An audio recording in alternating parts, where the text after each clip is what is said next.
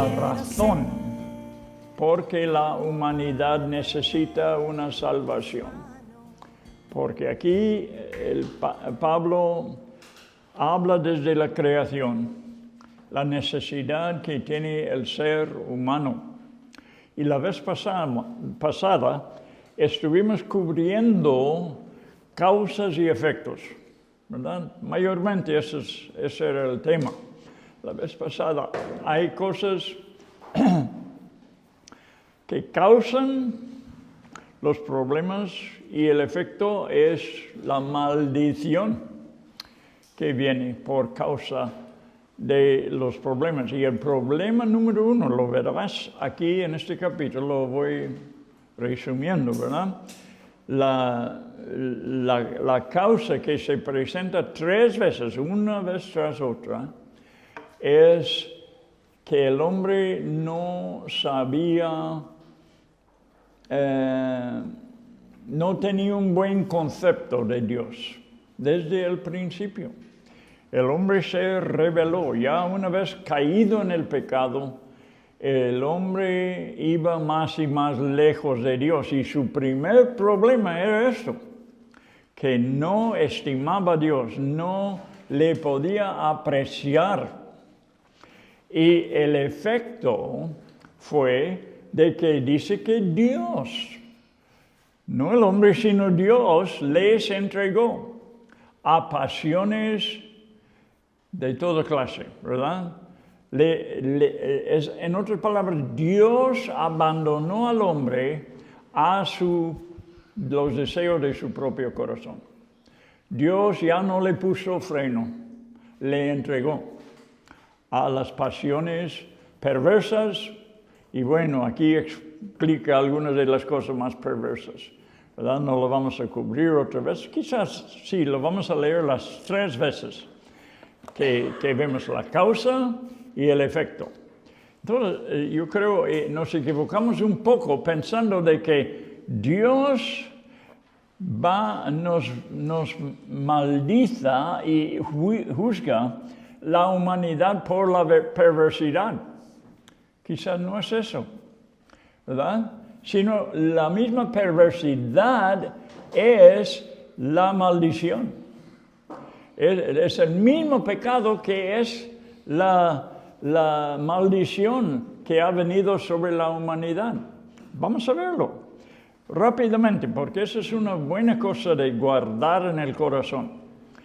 Pero el primer problema del hombre es no saber apreciar a Dios, ¿verdad? ¿Dónde empezamos?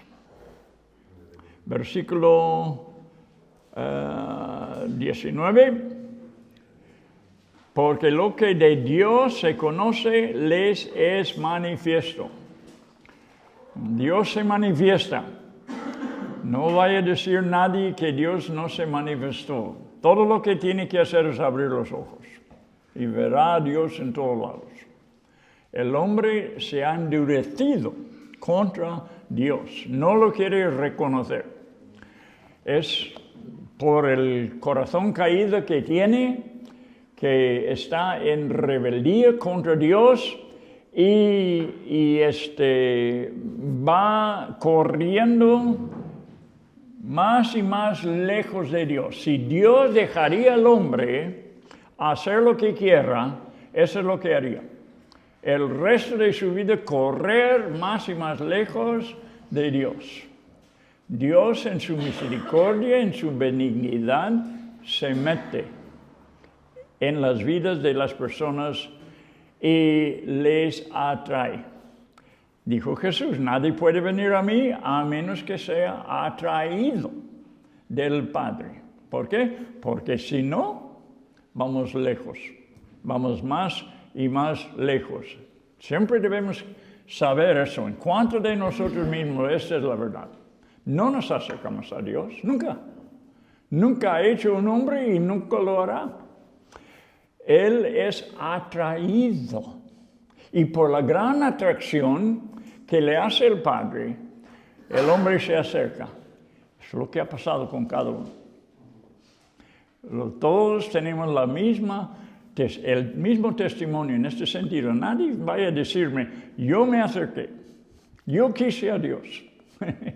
Es cierto, pero es que Dios lo puso en el corazón y hay que entender eso. Si Dios no lo hubiera puesto en el corazón, andaríamos todavía lejos de Él. Toda la gloria es para Él, nada para nosotros. En cuanto de la cuestión de nuestra salvación, Dios ha hecho la obra, 100%. Pero para mí es un gozo, una alegría y una seguridad. Porque si yo hubiera hecho el esfuerzo, no tengo mucha confianza en mí, ¿verdad? Que yo elegiría lo bueno, que yo haría la cosa suficiente, pero me da un consuelo y una seguridad que Dios se metió en el asunto, me atrajo y ahora he venido a Él.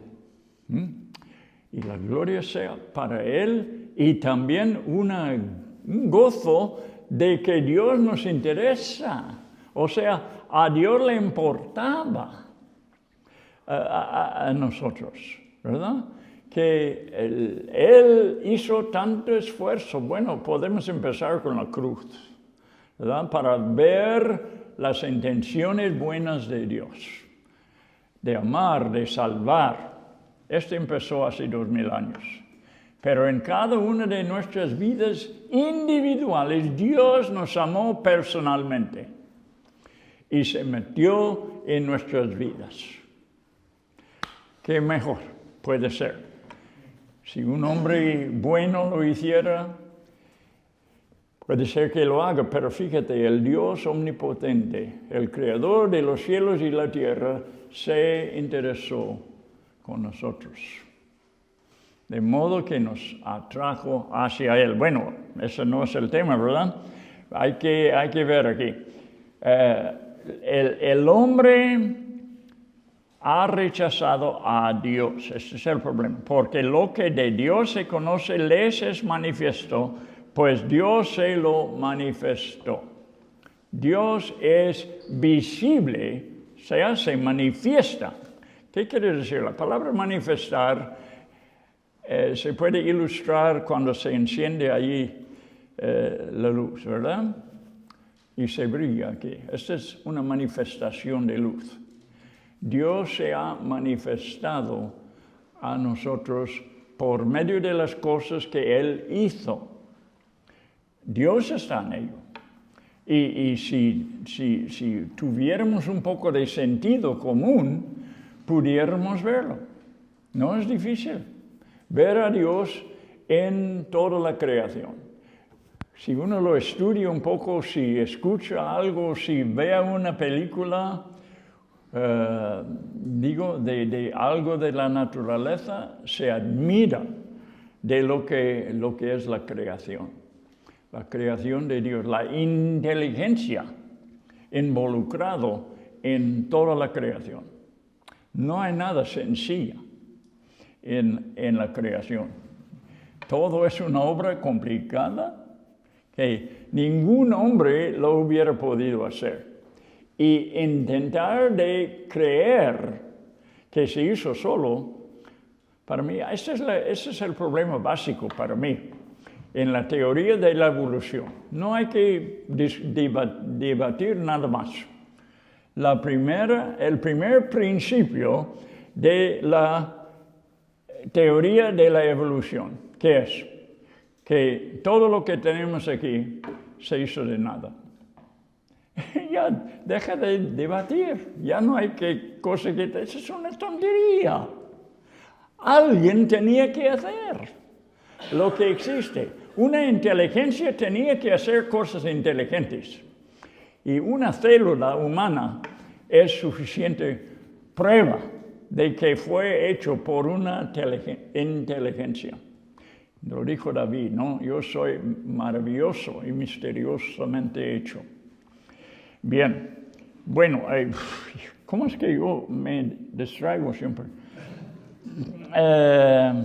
Desde la creación del mundo, dice, siendo entendidos por medio de las cosas hechas. Es un sentido tan común lo que está argumentando aquí Pablo. Siendo entendidos por medio de las cosas hechas, de modo que no tiene excusa. Esta es una gran verdad aquí. Estas 4 o 5 palabras no tienen excusa. 3 palabras. ¿Qué quiere decir? Que la condenación, que el hombre se condena, es justo. No tiene excusa. Rehúsa lo que tiene en la creación, lo rehúsa, lo echa fuera, lo ignora, no quiere aceptarlo. Y como el hombre no lo acepta, pues no tiene que rechazar el Evangelio. Con rechazar la obra de Dios en la creación ya es suficiente. No tiene excusa. Está rechazando a Dios. Desde el punto número 1. Pues habiendo conocido a Dios, no le glorificaron a Dios. Este es el problema humano. Ni le dieron gracias, sino que se envanecieron en sus razonamientos y su necio corazón fue entenebrecido. Este es el problema. El problema humano está aquí. Ahora, los resultados, o sea, el efecto, por eso sigue. Bueno, sigue hablando, ¿verdad? De lo que hicieron con la realidad de Dios. Cambiaron la gloria de Dios en semejanza de imagen de hombre, etc. Por lo cual, versículo 24. Aquí está el resultado, el por lo cual. Por lo cual también Dios le entregó a la inmundicia. ¿Ves? El pecado es la maldición. La perversidad es la maldición. Es el resultado de que el hombre ha rechazado a Dios. Dios dice, bien, no me quieren ni reconocer, os voy a entregar a lo que queréis. Vemos esto por toda la Biblia. Dios al final da a la gente lo que quieren. Lo hizo con el rey Saúl. ¿Se acuerda de la historia? Lo hizo en el desierto, cuando la gente quería carne. Al fin Dios les entregó lo que querían, pero sufrieron consecuencias. Y Dios está enseñando así, por medio de las consecuencias. Diciendo, mira, si esto es lo que quieres, aquí está, pero vas a ver. Vas a ver que no os conviene lo que están queriendo, lo que están pidiendo, lo que están insistiendo. Dios les entregó la inmundicia en las concupiscencias de sus corazones. Dios le entregó a sí mismo, a sí mismo. ¿Verdad? De modo que deshonraron entre sí sus propios cuerpos. Hicieron una vergüenza de su vida. Bien, ahora, versículo 5. Otra vez, 25. Ya que cambiaron la verdad de Dios por la mentira.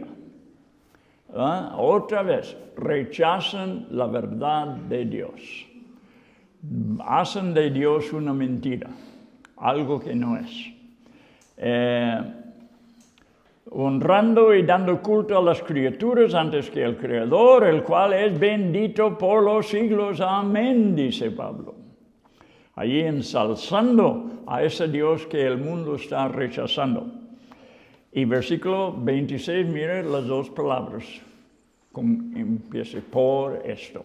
Otra vez, por lo cual o por esto, Dios les entregó otra vez a pasiones vergonzosas, pues aún sus mujeres cambiaron el uso natural por el que es contra naturaleza, Y de igual modo también los hombres, dejando el uso natural de la mujer, se encendieron y todo se hizo una vergüenza, ¿verdad?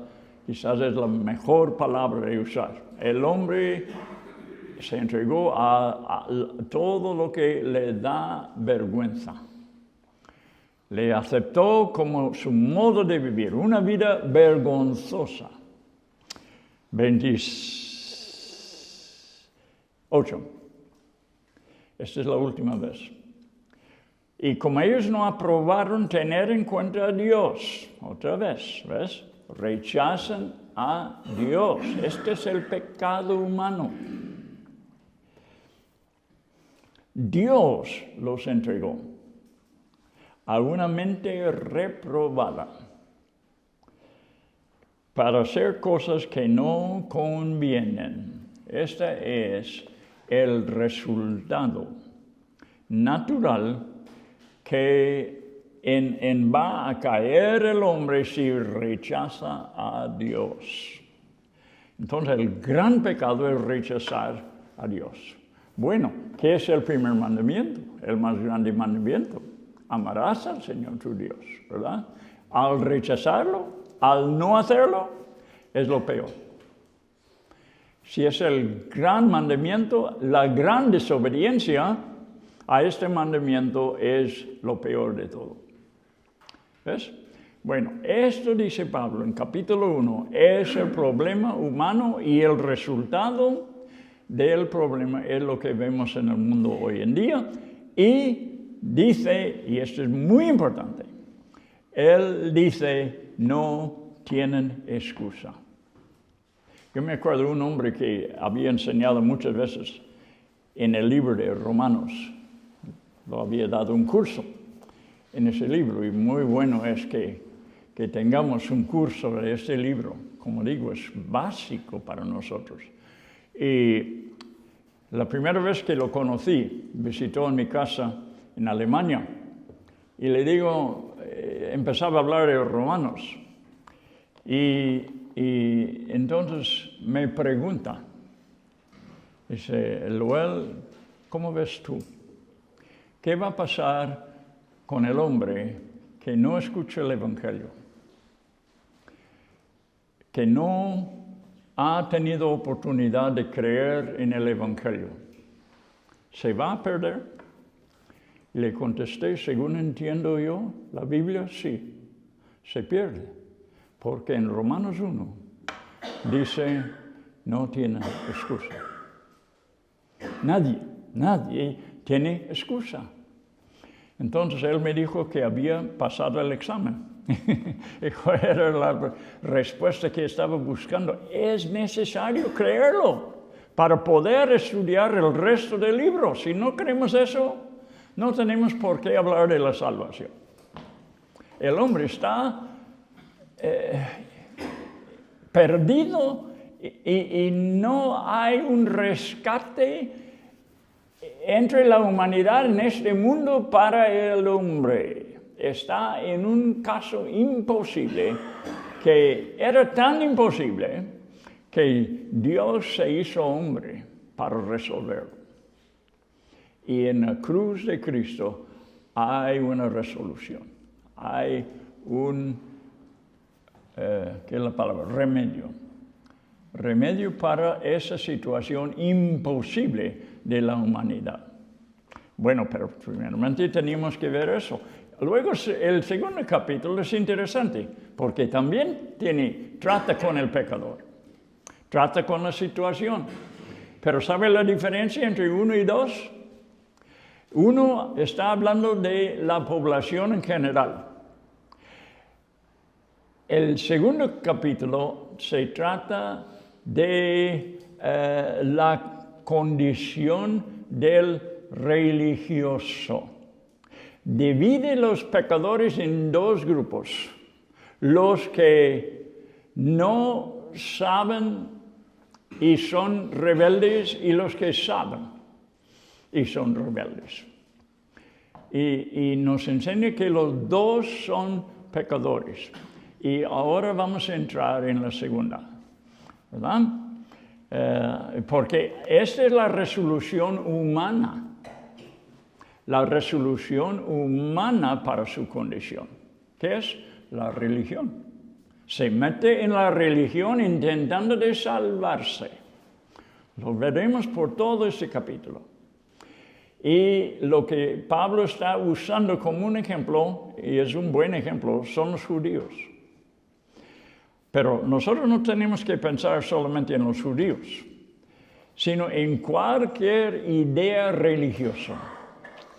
Que haya cualquier salvación por medio de la religión. Todo el mundo está equivocado si cree que la religión es la respuesta. No es. Pero ese es el gran error, porque todo el mundo es religioso. Es religioso. Bien, vamos a meternos. Recuerda que Pablo está hablando principalmente de los judíos, pero nosotros vamos a ver muchas otras religiones aquí también. Los judíos solamente son ejemplos. Cuando uno estudia el Antiguo Testamento y ve la terquedad de esa raza y la rebelión contra Dios, no es para pensar que los judíos son los peores. No, mete cualquier otra raza en su condición. Que Dios hubiera elegido a los españoles, por ejemplo, o a los americanos peor, ¿verdad? Y Dios hubiera dicho, yo voy a hacer una obra con los americanos. Hubiéramos salido igual como los judíos, porque se trata del hombre, el mismo hombre pecador. Y la religión no resuelve el problema. Esto es lo que aprendemos en capítulo 2. Y es muy bueno saberlo, es muy bueno predicarlo. Algunos de vosotros tendréis que predicarlo a sus familiares, porque ellos creen que vosotros necesitabais el Evangelio, porque no portabais muy bien. Pero ellos son buenas gentes, ¿verdad? ¿Cuántos padres lo están diciendo? Primos, hermanos, hermanas. No, yo soy buena gente. Yo soy religioso. Yo voy a la iglesia. Y si veo un mendigo en la calle, yo le doy. Si uno de mis vecinos se enferma, yo voy a visitarlo. Soy buena gente. Es religioso. Eso es todo lo que es así. Es un gran orgullo también. Un gran orgullo. Y si hay una cosa que Dios no tolera, es el orgullo. Es pensar de que nosotros somos buenos. Todo lo que tenemos que hacer es encender el televisor para saber que no es cierto. Somos malos. Somos malos. Vea la política y ahí verás. Véalo el gobierno y lo verás. Vea la vecindad, vea donde quiera y lo que ves es maldad. Maldad. El hombre fracasando totalmente en gobernarse a sí mismo. Lo ha hecho ya por 6,000 años. Vamos a ver aquí el problema del religioso, pues.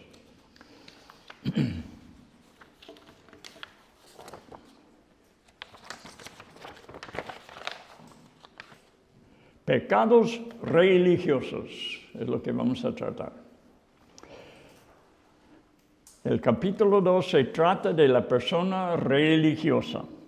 En el tiempo de Pablo eran los judíos, en sus varias sectas que tenían. El capítulo 1 con todo el mundo en general está tratando. En capítulo 2 hasta el capítulo 3 nos informa del por qué. Del por qué necesitamos el Evangelio. Y entonces Pablo empieza a explicar lo que es el Evangelio. Y este es muy buen tema también, que lo entendamos. Todo es para revelar el Evangelio. El hombre lo necesita, es lo que está diciendo Pablo en 2 capítulos.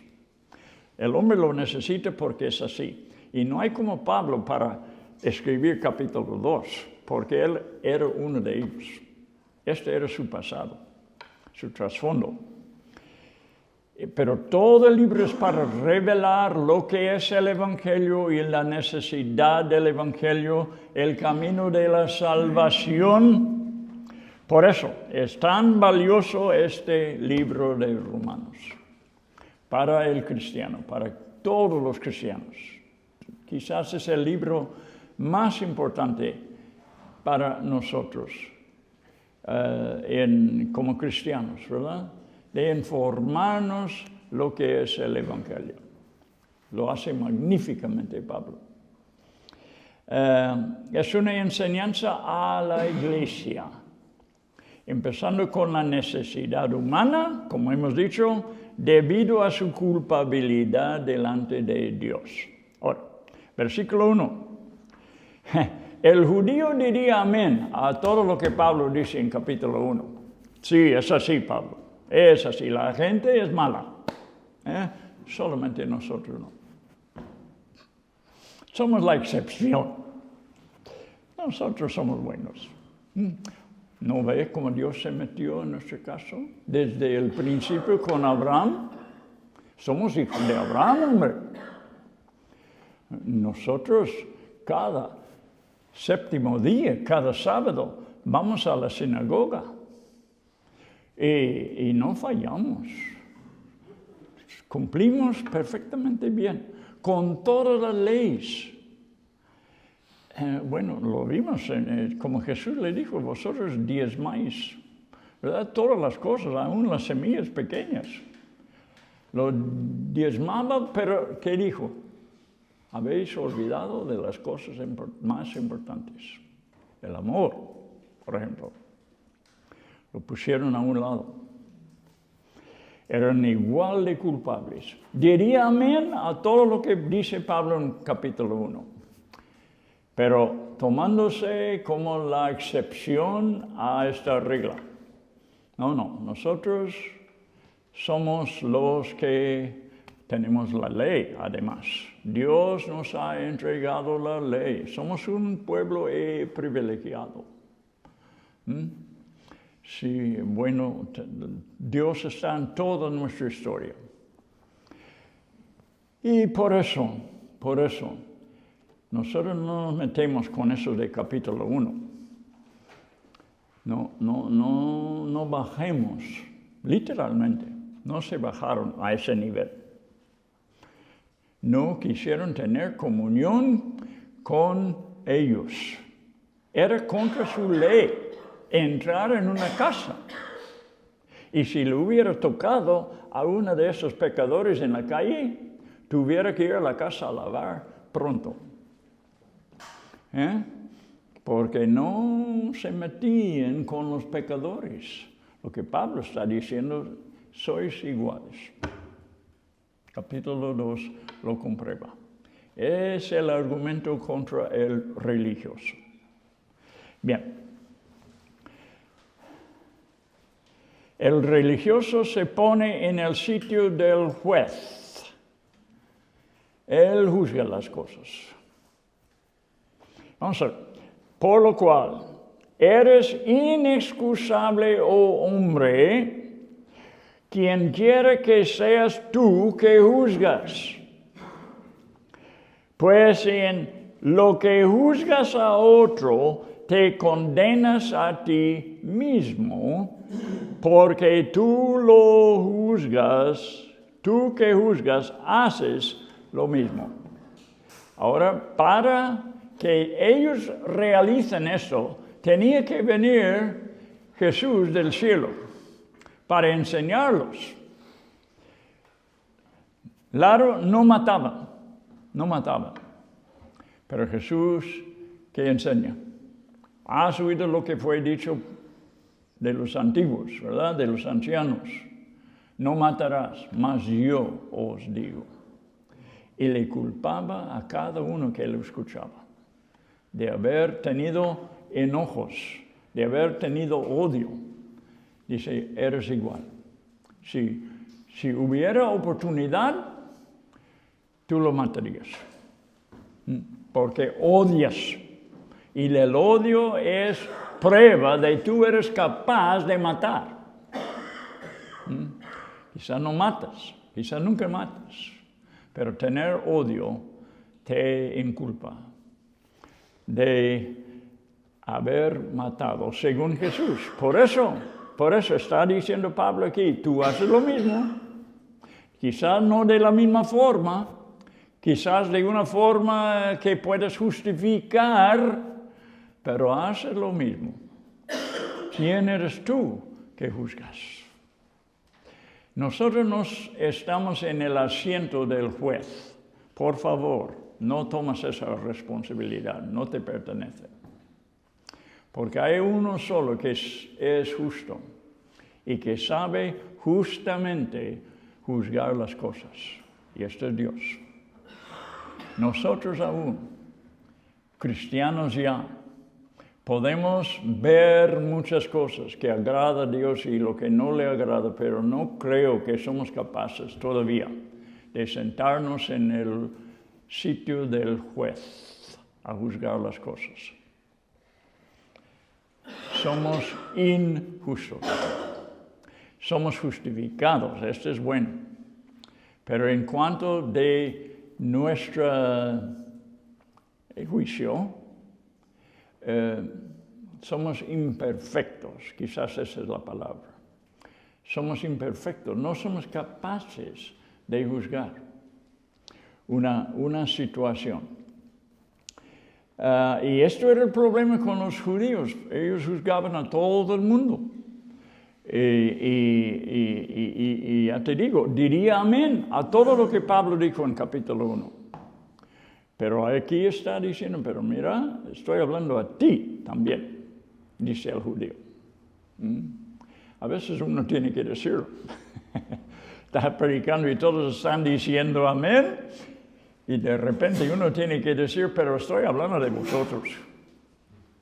Como hizo Paul Washer, ¿verdad? ¿Has escuchado el famoso sermón de Paul Washer a los 5,000 jóvenes, ¿verdad? En una conferencia de jóvenes, que todos estaban a gusto cuando él estaba predicando duramente sobre las personas que decían que eran cristianos, pero no vivían como cristianos, y todos los jóvenes, 5,000 de ellos diciendo amén y aplaudiendo y todo. Y por fin dijo Paul Washer, yo no sé por qué estáis aplaudiendo si estoy hablando a vosotros. Se acabó el aplauso, hombre, se acabó. El resto del sermón no oí nadie aplaudir.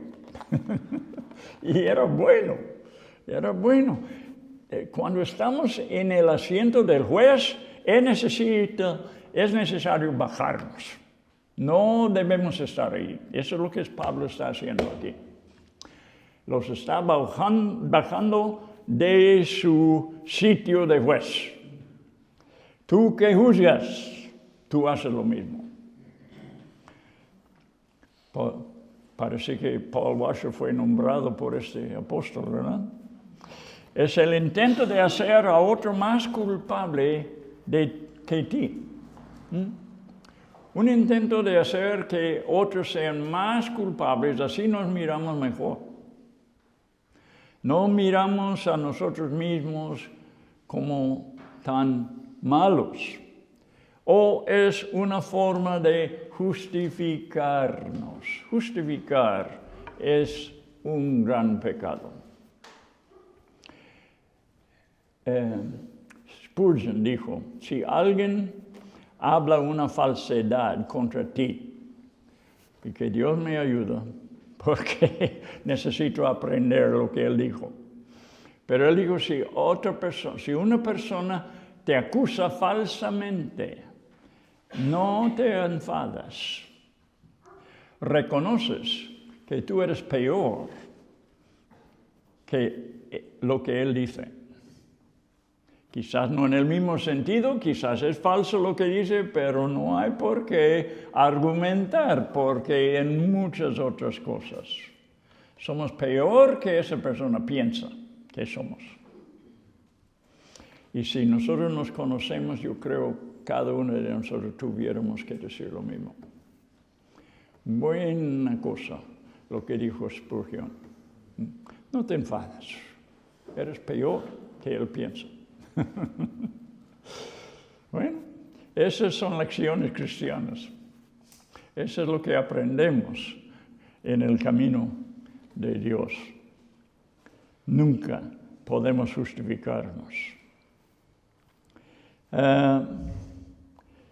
Es el intento de hacer a otro más culpable que ti. El judío tenía a todos los gentiles como pecadores. Digo, de forma que ni entraría en su casa.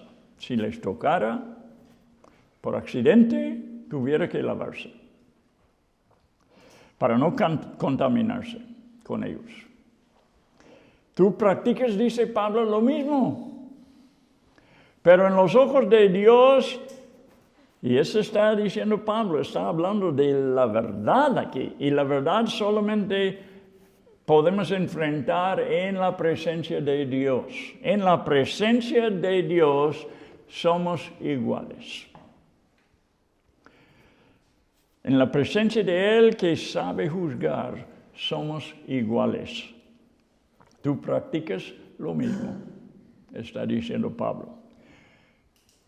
Tú condenas a ti mismo al juzgar a otro, porque haces lo mismo. Vemos cómo Jesús enseñó eso. Ya he referido a eso, pero es bueno que vayamos a Mateo capítulo 5 para verlo. Jesús bajó de los cielos para enfatizar este asunto. Capítulo 5, versículo 21. Versículo 21. Oísteis que fue dicho a los antiguos.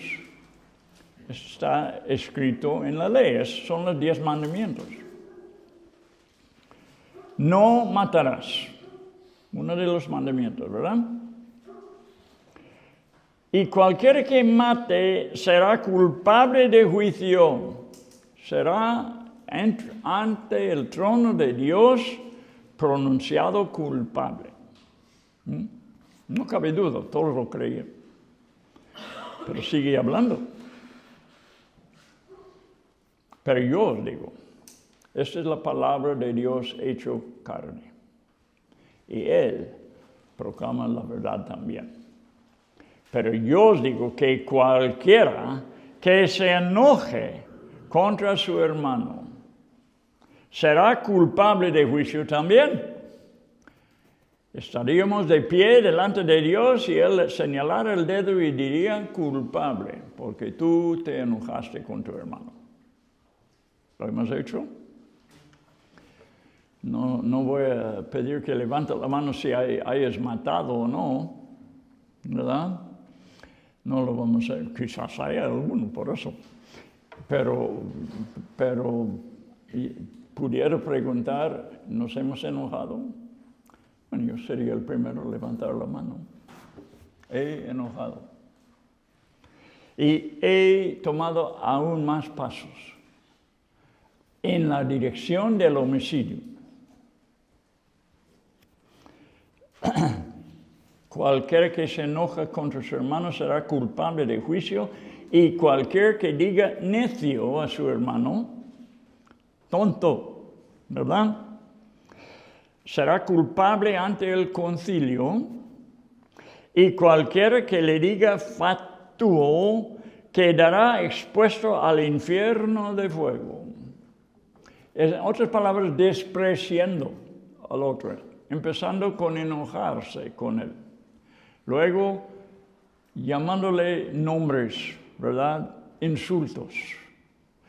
Se va bajando el valor de esta persona en tu mismo manera de ver las cosas. Se va bajando. Esas son 3 cosas, 1, 2 y 3 aquí. Cada uno es peor que el anterior. Y se puede ir más adelante, pero Jesús está diciendo, mira, el corazón ya está mal en contra de tu hermano. Está mal. Ya es probado, dice, como una persona culpable delante de tu hermano y delante de Dios. Versículo 22, o lo hemos leído. Pero yo os digo que cualquiera, ya, sí, lo hemos dicho, será culpable de juicio, etc. Bueno, entonces vamos a bajar a 27, solamente para tener unos ejemplos de cómo Jesús demostró a los judíos, a los religiosos, a los que estaban escuchándole, que no eran mejor que los publicanos, por ejemplo, o las rameras, por ejemplo, porque eso es lo que pensaban. Pues cuando menos no soy un cobrador de impuestos. Pero dice Jesús, no, eres igual de culpable. De otra forma, pero eres culpable. 28, 27, oísteis que fue dicho, no cometerás adulterio.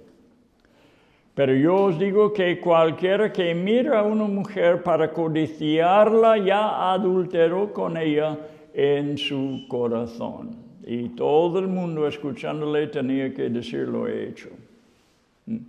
Cada hombre en la congregación. Igual dice, de culpable.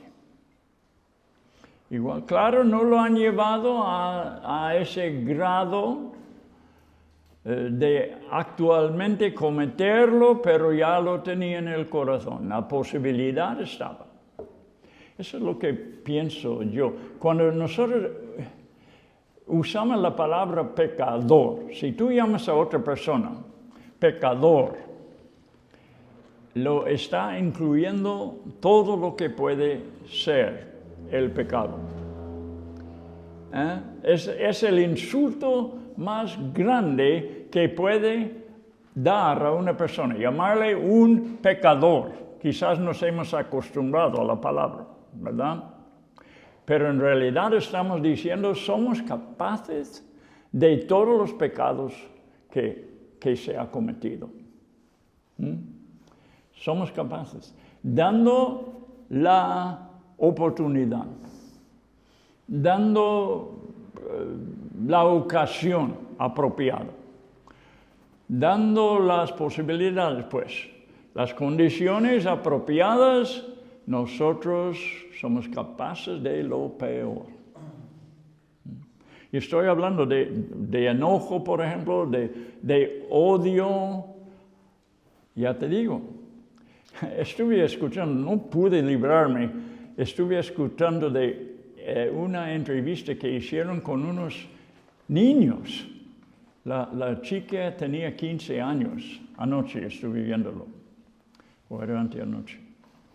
Pero personas que habían matado a un chico de 18 años.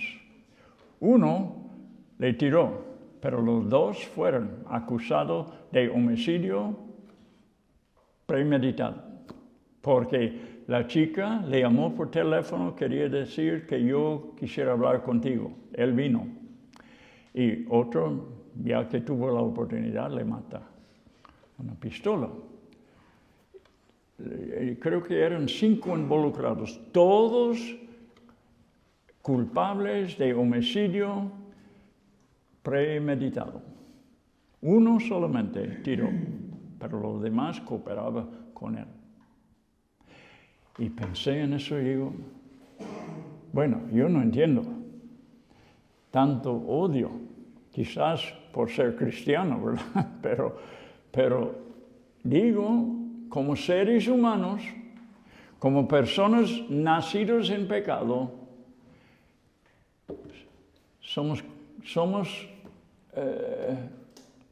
hacemos posible lo peor que hay.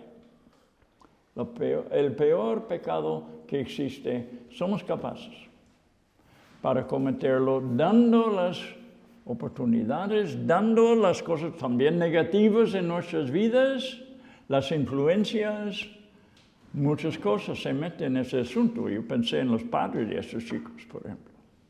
Muchas cosas. Pero lo que estamos diciendo es que somos capaces de lo peor. Y lo más que lo entendamos, lo mejor que será. Porque ¿sabe qué?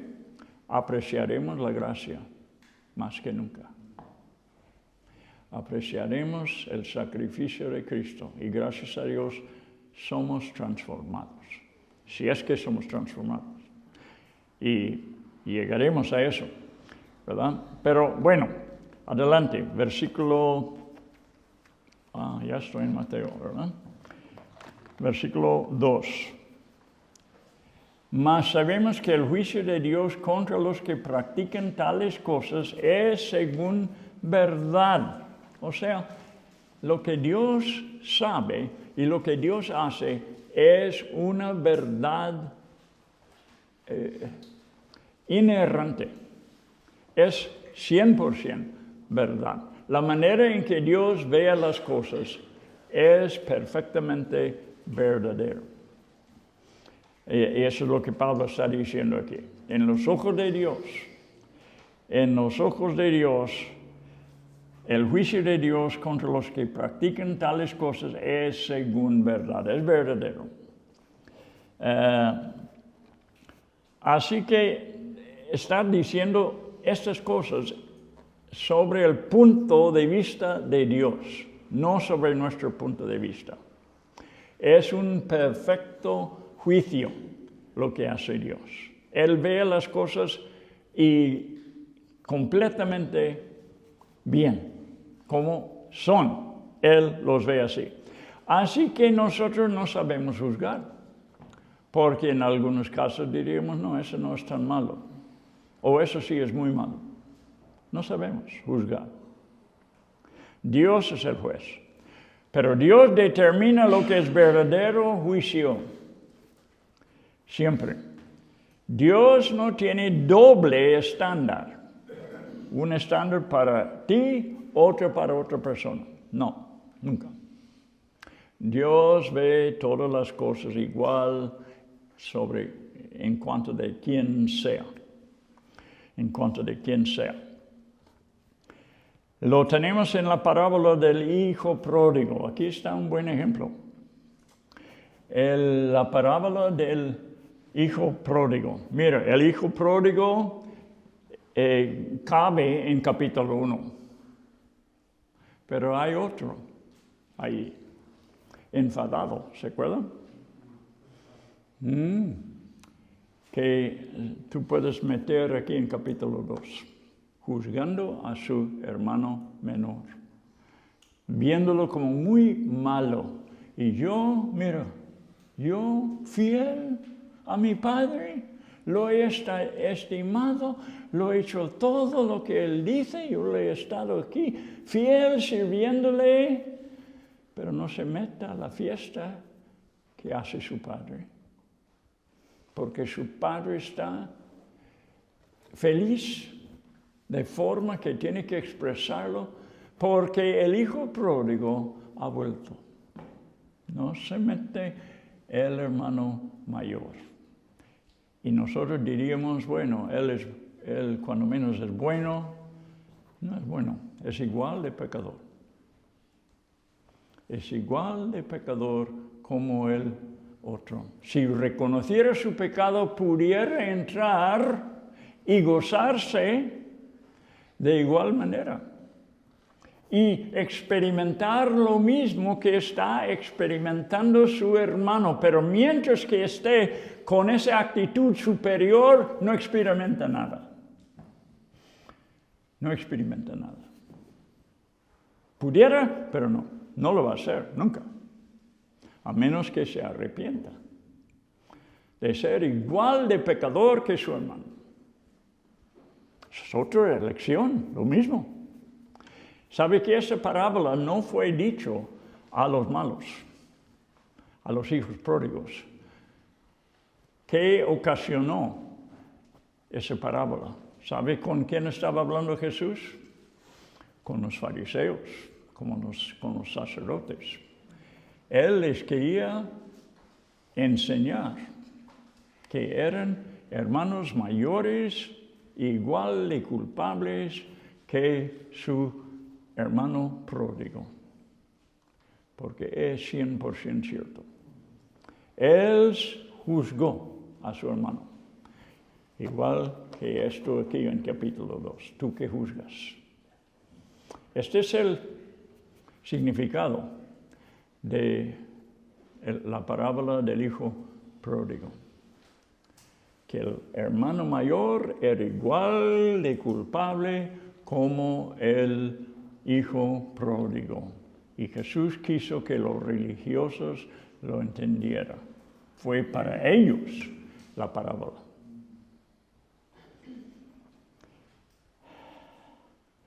Hay hijos pródigos y hay hermanos mayores, igual pecadores.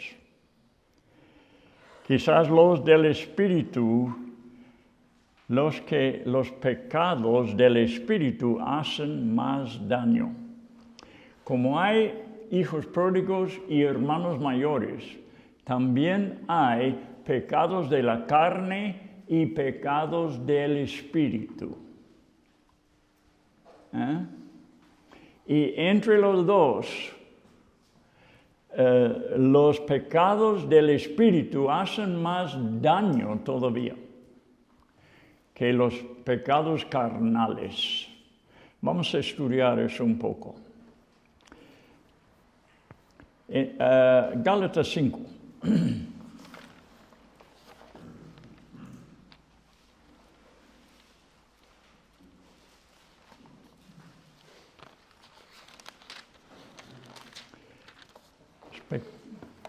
Las obras de la carne. Versículo 19.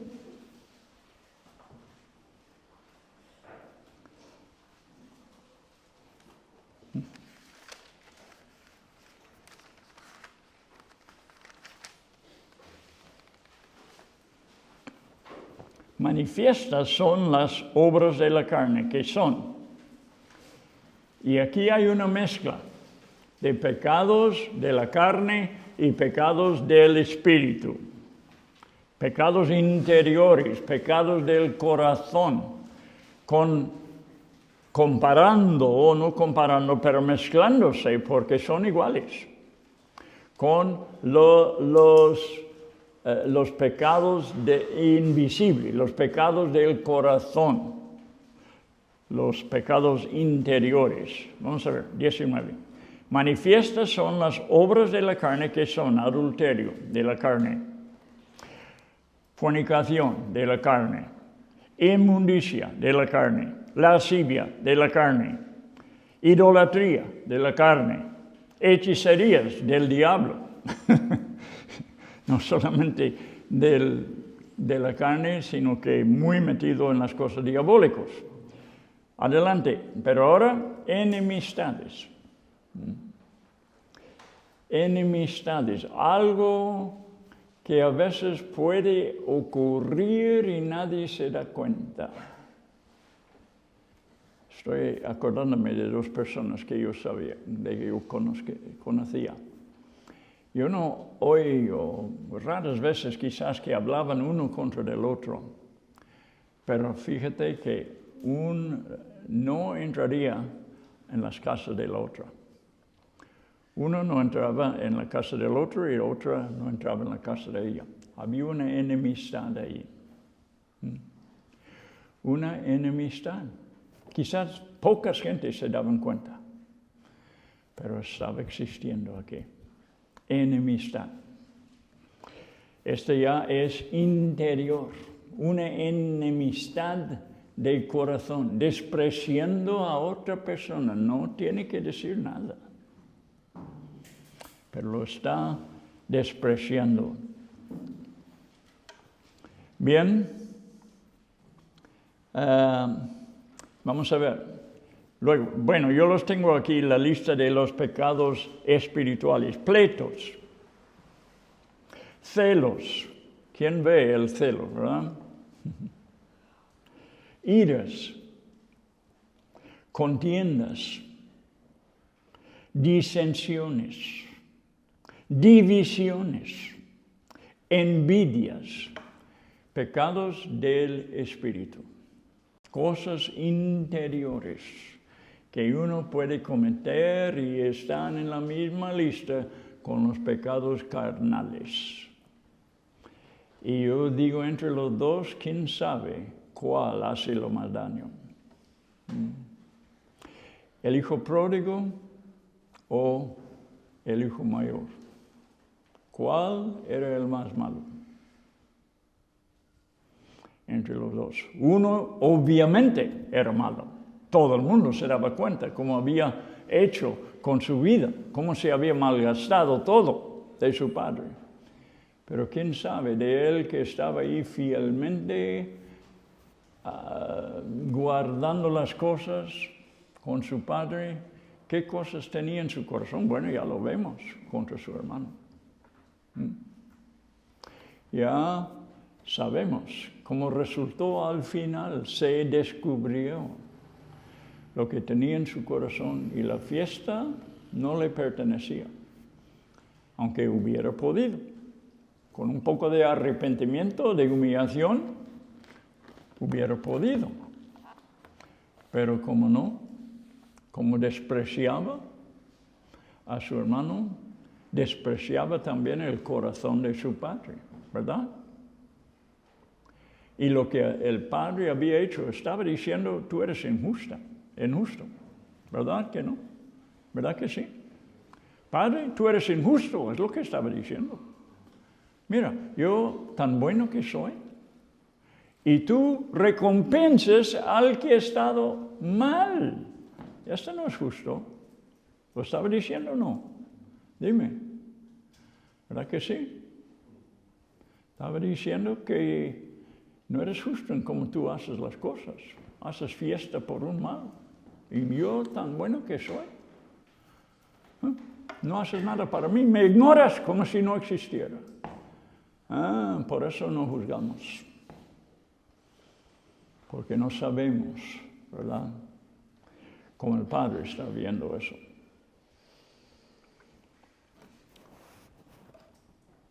Bien, no hay pecado peor que la autojusticia, porque la autojusticia te condena más que cualquier culpabilidad.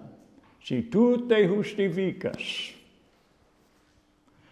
la autojusticia evita que tú te arrepientas y que vienes humildemente a los pies de Jesucristo.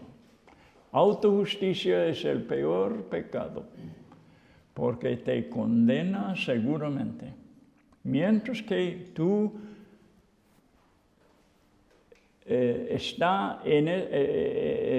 ese pecado está en ti, no hay salvación. ¿Cuántas veces lo dijo Jesús? ¿Verdad? Igual. Lo vamos a ver algunos más. Es orgullo espiritual, primeramente, la autojusticia. Y Dios lo aborrece. Apuntando el dedo. Tú sabes, pero de todos modos, tú practicas. Está diciendo Pablo. En 1 de Juan, capítulo 1, versículo 10. Un versículo muy importante y es para cristianos. Es para nosotros. Capítulo 1, versículo 10. Si decimos que no hemos pecado, le hacemos a Él. ¿Quién? ¿Quién es Él aquí? Es Dios. Le hacemos a Él mentiroso. Si decimos que no hemos pecado, le hacemos a Él mentiroso y la palabra no está en nosotros. Podemos tenerlo en la Biblia enfrente de nuestros ojos, pero no está en nosotros. el pecado de excusarnos. Si decimos que no hemos pecado, le hacemos a Dios mentiroso. Dios sabe que sí. No hay perfección. Aún en el cristiano no hay perfección. Somos imperfectos. Somos personas que fallamos.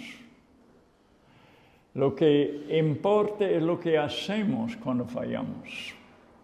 Si nos humillemos, si confesamos, lo dice aquí Juan, si confesamos nuestros pecados, Él es justo y fiel de perdonarlo, pero sí pecamos. Herman, mi amigo navajo, creía que a lo mejor no fue salvo. Después de unas semanas, después que Cristo le había transformado, un cambio tremendo, pero vio que tuvo tentaciones todavía. Veía que algunos pecados le llamaban la atención. Y fue a hablar con lo que debe hacer, fue a hablar con un hermano en la fe, mayor en la fe, y le dijo, mira, yo recibí a Cristo hace unas semanas, pero yo veo que todavía el pecado me está tentando. Y él dijo, mira, hermano, el pecado está presente. Lea Romanos capítulo 7 y verás la lucha que tú tienes. Lea Gálatas, donde habla de que el Espíritu lucha contra la carne. Esa lucha hay en el cristiano. Y si decimos que no hemos pecado, hacemos a Dios mentiroso. No, pecamos. Y lo mejor es que lo confesamos. Ahora, el cristiano no quiere pecar.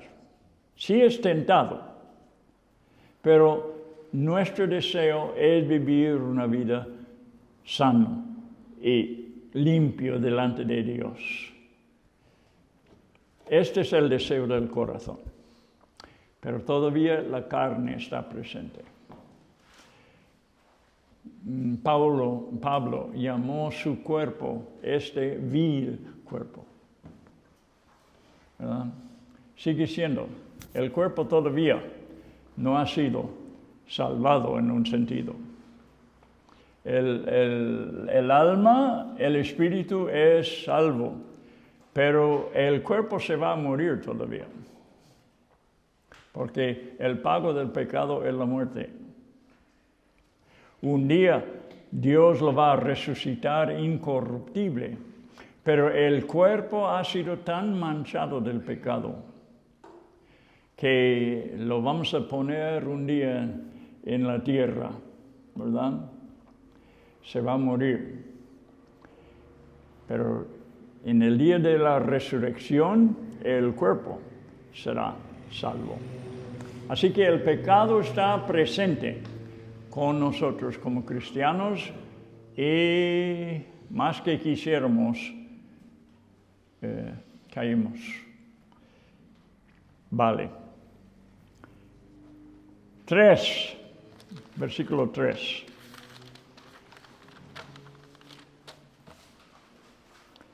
Y piensas esto, hombre, tú que juzgas a los que tal hacen y haces lo mismo. Mira cómo lo repite. Él lo hace, pero tú también. Que tú escaparás del juicio de Dios. Dios es justo y nosotros no. Esa es una gran lección. A veces yo creo somos culpables de juzgar a Dios cuando leemos Romanos capítulo 9. Hay los que como yo he visto lo que dice capítulo 9 de los Romanos y he dicho, esto no es justo. Que Dios ama a Jacob antes que nace, antes que había hecho bien o mal, aborrece a Esaú. Bueno, no es malo cuestionarlo. ¿Por qué será? ¿Verdad? Pero allí no podemos juzgar a Dios y decir esto no debe ser. Yo he oído cristianos decirlo. Eso no puede ser. Sí, el Señor tiene derecho a hacer lo que quiera. Y si lo hace, está bien. Es justo. Porque Dios es el quien decide qué es justo y lo que no es, no tú y yo. Y Dios es más justo que nosotros. Nosotros somos injustos y seguiremos, en cierto modo, toda la vida estando imperfecto en cuanto del juicio. Pero Dios no hace errores. Si lo hace, y eso es lo que me da una satisfacción. Al final, después de luchar muchos años con este capítulo, un día vi la respuesta de Pablo a este asunto. ¿Hay injusticia con Dios? No puede ser. Y entonces yo lo vi. Y si Dios lo hizo, es justo. Cualquier cosa que Dios hace es justo. Yo no tengo que entenderlo. Yo no tengo que decidir estas cosas. Si Dios lo ha hecho, está bien, perfectamente bien. Y me descansé en eso. Ya no tengo que luchar con eso. Si Dios lo hace, está bien. Esa es una de las cosas que aprendemos en el camino cristiano. Dejar esas cosas en las manos de Dios. No juzgar a Dios, por favor. Él es el juez. Pero qué orgullo, ¿verdad? Qué arrogancia de decir, Dios, tú no lo haces bien. Qué arrogancia por nosotros. No, hay que aceptarlo. Dios sabe lo que hace y por qué lo hace. Él tiene la vista eterna de cómo empiece y cómo termine las cosas. Y lo hace todo perfectamente bien. Y podemos descansar en eso. Si Dios lo ha hecho, gracias a Él y gloria sea a Él. Lo dijo Job, ¿verdad? Dios quita, Dios da y Dios quita. Bendito sea el nombre de Dios. Qué sabio era ese hombre. Buena respuesta. Dios es justo y nosotros no. Tenemos que dejar el juicio en sus manos. Nosotros somos injustos, muy limitados en nuestro entendimiento de la justicia. Entra dos intentos de justificar para calmar nuestras conciencias. Dos intentos de justificar. Uno es hacer a otras personas más pecadores que nosotros. Dos intentos de justificarnos, esa es una. Ver a otras personas peores que nosotros. Entonces podemos decir, bueno, quizás no soy perfecto, pero soy mejor que el otro. Es una manera de justificarse. El otro, engañarnos pensando que lo que hacemos no es pecado. No, eso no es pecado. Es ilegítimo. El pecado es muy engañoso. Y no somos capaces delante del pecado. Estoy viendo esto como nunca. El engañoso que es el pecado. ¿Sabe qué engañoso es el pecado? El escritor de Hebreos nos lo explica muy bien. Él dice, a ver si lo puedo citar más o menos, exhortándoos unos a los otros diariamente, para que no caigáis, no sé si estoy bien con los verbos y todo, pero que no caigamos en el engaño del pecado. El pecado es tan engañoso, según el escritor de Hebreos, que es necesario estar exhortándonos diariamente. Tan engañoso es. Eso no lo vi yo antes. Pero según este hombre sabio que escribió esas cosas, Es necesario la admonestación diaria. Bien, esas son las dos maneras. El pecado nos engaña y decimos no es pecado, eso es legítimo. Y la otra cosa es hacer a otros más pecadores que nosotros, para que si hemos pecado, Él lo ha hecho más. Esto era lo que hacían los judíos, principalmente. Bien, 4. O menosprecias las riquezas de su benignidad, paciencia y longanimidad, ignorando que su benignidad te guía al arrepentimiento. Tenemos que valorar 3 cosas aquí, de parte de Dios. Y ver cuánto valen estos atributos de Dios en nuestras vidas. Benignidad, paciencia y longanimidad son tesoros ricos para nosotros. Benignidad de Dios. Tenemos que estar sensibles a estos atributos de Dios, apreciarlos porque nos toca a nosotros estas cosas. Dios nos trata de esta forma, siempre. Pero nos es difícil a veces verlo y apreciarlo, un poco como dijo Jesús, no echa las perlas delante de los cerdos. ¿Verdad que tú le puedes echar uno de miles de euros de perlas delante de los cerdos? ¿Los aprecia? Ni los puede apreciar. ¿Los pisotea? No los puede captar, no los puede entender su valor. Y cuando nos tocan las cosas de Dios, bueno, tenemos la misma dificultad. Las cosas de Dios son tan preciosas y tan lejos, encima, ¿verdad?, de nosotros, que a veces no lo captamos. Y con la vida cristiana, más y más que sigamos adelante, vamos aprendiendo a apreciar la benignidad. Esa es una preciosa palabra.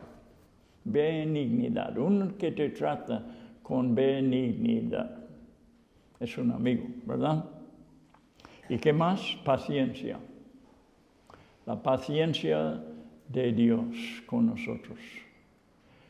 Cuando lo veo con los israelitas, qué bueno que tenemos el Antiguo Testamento. Porque ahí vemos una raza de personas que toda la vida toda la historia, desde el principio, daban problemas. Caían vez tras vez, y lo estamos leyendo por todos los libros del Antiguo Testamento. Llegamos al fin del Antiguo Testamento y está diciendo Dios, si arrepentéis, os perdono. Qué tremenda paciencia. Tremenda paciencia. Hay que apreciarlo. Hay que apreciar. Estamos acostumbrados, ¿verdad?, a los que pierden la paciencia. Aún nuestros padres, ¿verdad? Si tuviéramos padres pacientes, pero no como Dios. Un perfecto con la paciencia.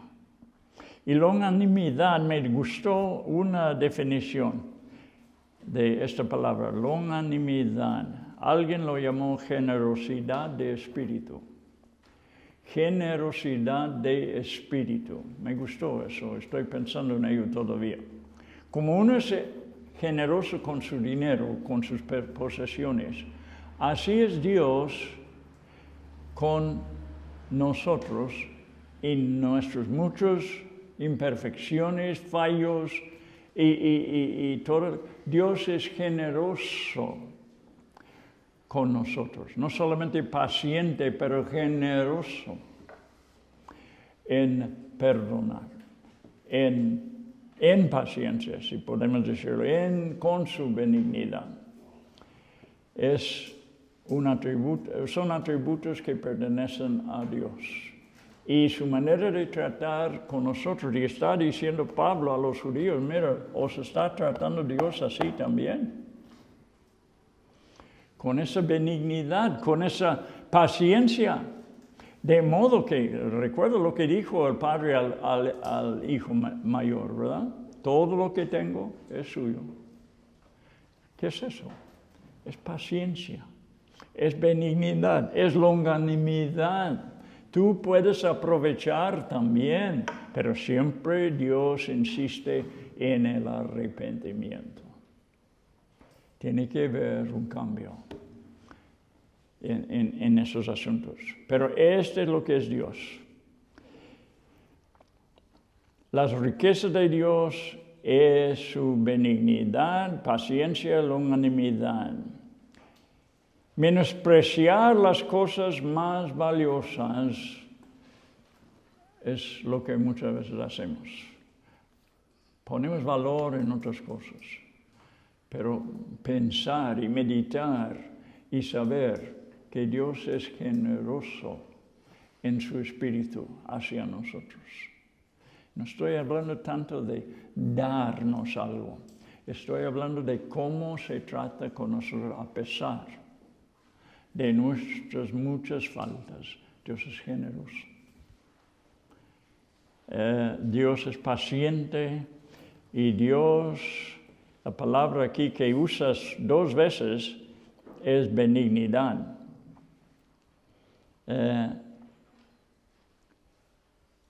En mi estudio de Jeremías veo claramente estas cosas. Solamente hay que leer ese libro. Y ves como Dios siempre está diciendo, vuelva, vuelva. En los últimos momentos, antes de que caiga el castigo sobre ellos, Dios está diciendo, vuélvate. Generoso. Generoso en perdonar. Iba a dar un ejemplo, pero se está haciendo tarde. Quizá la próxima vez, de Jeremías. Pero esto es para qué? Su benignidad, su longanimidad y qué otra cosa, paciencia. ¿Qué es el resultado? ¿Qué es lo que Dios quiere hacer con eso? Ya lo he dicho. ¿Qué es lo que Dios intenta de hacer cuando es benigno, cuando es paciente? Cuando practica la longanimidad. ¿Qué es lo que está haciendo? Como dice el fin del versículo. Su benignidad te lleva al arrepentimiento. Esta siempre es la meta. La meta de su benignidad. Llevarnos al arrepentimiento. La persona que no ve el arrepentimiento como algo necesario, yo creo está un poco engañado, porque ahí lo veo, donde quiera. Cristo con los pecadores, cenando con ellos. ¿Qué es eso? Benignidad. Los religiosos le criticaban. ¿Por qué está comiendo tu maestro con los pecadores? Y Cristo dijo, los sanos no necesitan de médico, yo soy aquí como médico. Pero ¿qué es la medicina que quiere dar? Que como dice, he venido para llevar a los pecadores al arrepentimiento. Estos cobradores de impuestos tienen que arrepentirse. Siempre tiene que ser nuestra meta también en la evangelización. llegar al arrepentimiento. La persona tiene que llegar al arrepentimiento. Jesús llevó a los cobradores de impuestos al arrepentimiento. Y yo veo que el Padre eso es lo que siempre quería. No pudieron salvarles en su condición en que andaban, porque eran orgullosos, porque no se humillaban, porque no quisieron dejar lo que estaban haciendo. Y Dios no pudo tener un futuro para tales personas. Tenían que dejar lo viejo para recibir lo nuevo. Y dejar lo viejo es arrepentirse. Siempre la bondad de Dios, la benignidad de Dios nos lleva a la cosa más benigna que puede hacer. Que lleguemos al arrepentimiento. Porque entonces las bendiciones están por delante. Pero sin el arrepentimiento no es posible. Yo creo hasta allí llegamos. Donde no hay arrepentimiento, no hay perdón, no hay salvación. Y tenemos que aplicarlo al Evangelio. Jesús con los publicanos, por ejemplo, lo vamos a ver mejor en el siguiente programa. Estudio. ¿Verdad? Bueno, Dios, gracias por tu palabra. Estas palabras que no nos dejan ser religiosos, que no nos dejen paz con la cosa de justificarnos, que no nos permite ser religiosos. Tenemos que humillarnos delante de tu palabra y decir, no somos mejores que los peores. Somos en el mismo categoría.